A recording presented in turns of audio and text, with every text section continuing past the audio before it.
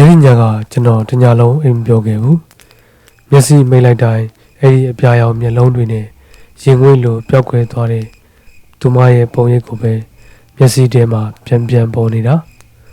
ပြီးတော့ကျွန်တော်လက်ထဲမှာစုပ်ကိုင်းထားတဲ့ဒီဘန်းလက်ပတ်လေးဒါကအိမ်မက်မဟုတ်ဘူးဆိုတော့ဒီဘန်းလက်ပတ်လေးကတက်တည်ပဲထူးဆန်းတာက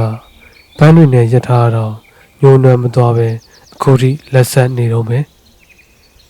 မနက်မိုးလင်းတော့ကျွန်တော်ဆုံးဖြတ်လိုက်တယ်အဲ့ဒီမိန်းကလေးကိုကျွန်တော်ပြန်ရှာရမယ်မနေ့ကရေကန်ရှိတဲ့နေရာကိုကျွန်တော်ပြန်သွားကြည့်တယ်ဒါပေမဲ့ရေကန်ကမရှိတော့ဘူးသိပ်ထူးဆန်းတာပဲဟုတ်တယ်ကျွန်တော်မမားပါဘူးရေကန်ရှိရမယ့်နေရာမှာ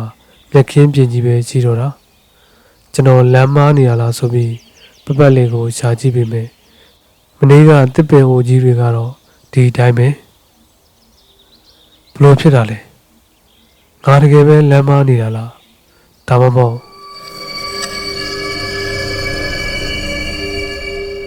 အဲ့ဒီချိန်မှာပဲ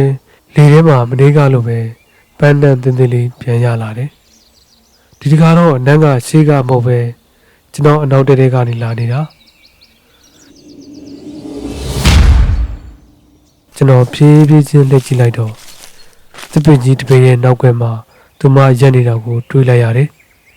ဒီနေ့တော့သူမကအဖြူရောင်ဝတ်စုံလေးနဲ့သူမရဲ့လကလူလောကမှာရှိတဲ့အလားမျိုးမဟုတ်ဘူးတိတိကျကျကြည့်ဖို့အားနာရအောင်ကိုရှုံးမောလွန်းနေနေပါဦးမပြေးပါနဲ့ကျွန်တော်ဒါလေးပြန်ပေးခြင်းလို့ပါကျွန်တော်သူမနာကိုရောက်သွားတယ်သူမရက်နေပြီးကျွန်တော်ကိုငေးကြည့်နေတယ်သူမရဲ့မျက်လုံးတွေထဲမှာဝမ်းနည်းရိပ်တွေရှိနေသလိုပဲ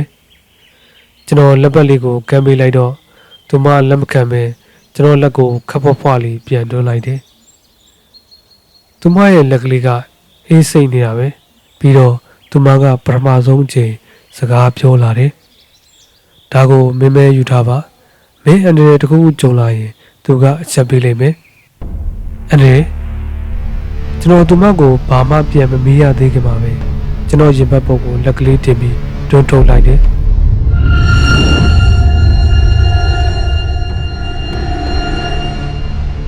ကျွန်တော်နောက်ကိုလွတ်ထွက်သွားပြီးမြေကြီးပေါ်လဲကျသွားတယ်မျက်စိပြန်ဖွင့်ကြည့်လိုက်တဲ့အချိန်မှာတော့သူမမရှိတော့ဘူးဒါပေမဲ့ပိုကြောက်ဖို့ကောင်းတာကကျွန်တော်ရဲ့ပတ်ဝန်းကျင်တစ်ခုလုံးပဲနေအောင်ကြီးတွေပျောက်ကွယ်သွားပြီးတောအုပ်တစ်ခုလုံးကအမောင်ဖုံးသွားတယ်ဒီပုံတွေကအသက်ဝင်လာသလိုမျိုးလှုပ်ရှားနေပြီးအဝေးကနေကြောက်စရာကောင်းတဲ့ဝမ်ဘလီဦးတန်းလို့မိမကြီးတယောက်ဟော်ဟစ်တန်လို့အတန်တွေကြားလာရတယ်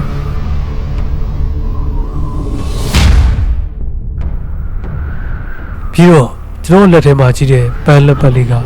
ရုတ်တရက်ဆိုသလိုသွေးလိုနေရတဲ့အရာအဖြစ်ပြောင်းလဲသွားတယ်